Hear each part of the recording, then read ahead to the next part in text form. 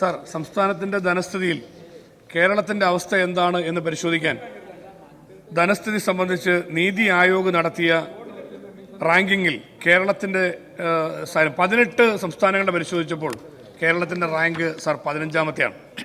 Sir, നമ്മുടെ കേരള സംസ്ഥാനം സാമ്പത്തികമായ ഫിനാൻഷ്യൽ മാനേജ്മെന്റിന്റെ കാര്യത്തിൽ പിന്നോട്ട് പോയി എന്ന് വ്യക്തമായി തെളിയിക്കുന്നതാണ് ഈ നീതി ആയോഗിന്റെ റിപ്പോർട്ട്. അതിൽ വ്യക്തമായി പറയുന്നുണ്ട്, നമ്മുടെ ചെലവുകൾ വർദ്ധിച്ചു, അതുപോലെ തന്നെ വികസനപരമായ കാര്യങ്ങൾ ഗുണപരമല്ല, സംസ്ഥാനത്തിന്റെ അടിസ്ഥാന ആവശ്യങ്ങൾ അവഗണിച്ചുകൊണ്ട് മറ്റു മേഖലകളിലേക്ക് കടന്നു, ഇങ്ങനെയുള്ള ഒരുപാട് വിമർശനങ്ങളുണ്ട്. സർ, ഇത്തരം വിഷയങ്ങളാണ് കേരളത്തിന്റെ കടബാധ്യത 3 ഇരട്ടിയായി വർദ്ധിച്ചു എന്ന് പ്രതിപക്ഷ ഉപനേതാവും ഡോക്ടർ മാത്യു കുഴൽനാടനും ഒക്കെ ചൂണ്ടിക്കാണിച്ചു. സർ, ഇവിടെ ഇക്കാര്യങ്ങളെക്കുറിച്ച് പരാമർശിക്കുമ്പോൾ എല്ലാ മേഖലകളും, റോഡിൽ കുഴിയടയ്ക്കാത്തതും, ആശുപത്രികളിൽ മരുന്ന് കിട്ടാത്തതും, അവിടെ ശസ്ത്രക്രിയ മാറ്റിവെക്കുന്നതും, കൃഷിക്കാരുടെ അവസ്ഥയും, കാർഷിക മേഖലയിൽ ഇന്ന് എല്ലാ രംഗത്തും എത്രമാത്രം, ഇപ്പം നെല്ലിൻ്റെ തന്നെ സംഭരണം നടത്തി ഇപ്പം 500 കോടി സമാഹരിക്കുന്നതിനെ കുറിച്ച് 10 വർഷം കഴിഞ്ഞ് ഗവൺമെന്റ് ഇറങ്ങിപ്പോകാൻ നേരത്താണ് ബഹുമാനപ്പെട്ട മുഖ്യമന്ത്രിയുടെ നേതൃത്വത്തിൽ എല്ലാ വകുപ്പുകളും കൂടി ആലോചിക്കുന്നത്. അടുത്ത ഇലക്ഷനിലേക്ക് പോകാൻ 10 വർഷം അതേക്കുറിച്ച് കാര്യമായി ചിന്തിക്കാൻ പറ്റിയില്ല. സർ, ഇതുപോലുള്ള ഒരു കെടുകാര്യസ്ഥത ധനകാര്യ മാനേജ്മെന്റിന്റെ കാര്യത്തിൽ ഉണ്ടായി എന്നുള്ളത് വസ്തുതയാണ്. സർ, ഇവിടെ ഞങ്ങൾ രാവിലെ തന്നെ സദസ്യക്ഷണിക്കൽ പ്രമേയം ഞാൻ കൊണ്ടുവന്നു. ആ പ്രമേയത്തിലൂടെ ചൂണ്ടിക്കാണിച്ച വിഷയത്തിൽ ഇപ്പോൾ ബഹുമാനപ്പെട്ട ജയലാൽ ഇവിടെ ജയലാൽ ചൂണ്ടിക്കാണിച്ചു. അദ്ദേഹം പറഞ്ഞു നിയമനങ്ങളെല്ലാം കൊടുത്തു. സാർ, ഇവിടെ 2021 മുമ്പ് എല്ലാ ഗവൺമെന്റിന്റെയും കാലത്ത് നിയമനങ്ങൾ കൊടുക്കുകയും ആ പ്രശ്നങ്ങൾ പരിഹരിച്ചു പോകാൻ ശ്രദ്ധിക്കുകയും ചെയ്തിട്ടുണ്ട്. എന്നാൽ 2021 ശേഷം നിയമനങ്ങൾ പൂർണ്ണമായും ഗവൺമെന്റ് അംഗീകരിക്കാതെ നിർത്തിവെച്ചിരിക്കുകയാണ്. അതാണ് പുനഃപരിശോധിക്കണമെന്ന് ഞങ്ങൾ പറഞ്ഞത്. അപ്പോൾ സുപ്രീം കോടതിയിൽ കേസ് വന്നു. ആ സുപ്രീം കോടതിയിൽ കേസ് വന്നപ്പോൾ ആ കേസിന് ആധാരമായ വിഷയങ്ങളിവിടെ ചൂണ്ടിക്കാണിച്ചു.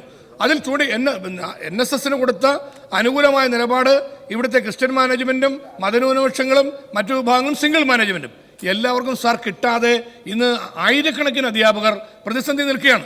അപ്പോൾ അധ്യാപകരുടെ നിയമനം കൊടുത്തു എന്ന് പറയുന്നതിൽ എന്തർത്ഥമുള്ളത്? സാർ, കൊടുത്തിട്ടില്ല എന്ന് ഞാൻ വീണ്ടും ചൂണ്ടിക്കാണിക്കുകയാണ്. അത് പരിശോധിക്കാൻ ഗവൺമെന്റ് തയ്യാറാകണ്ടേ?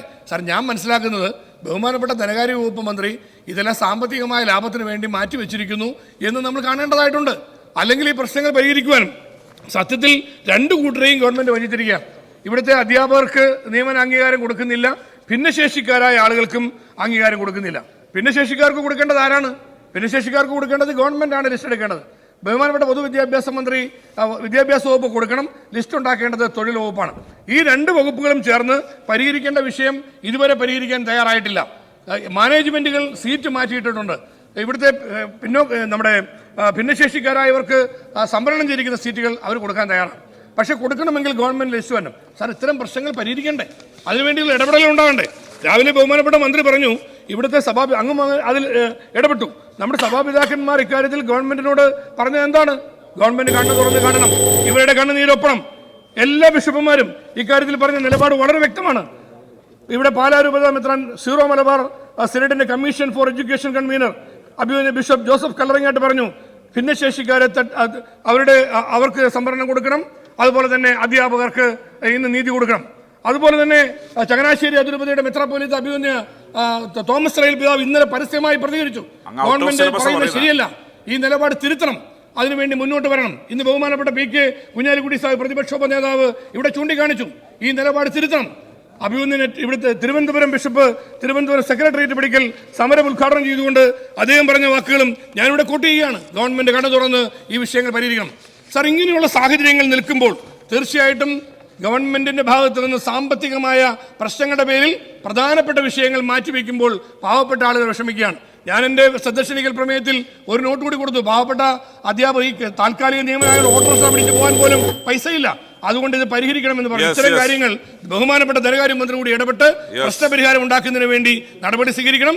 ഈ സാമ്പത്തിക ദുസ്ഥിതിക്ക് മാറ്റമുണ്ടാക്കാൻ ഗവൺമെന്റ് തയ്യാറാകണം എന്നാവശ്യപ്പെടുന്നു.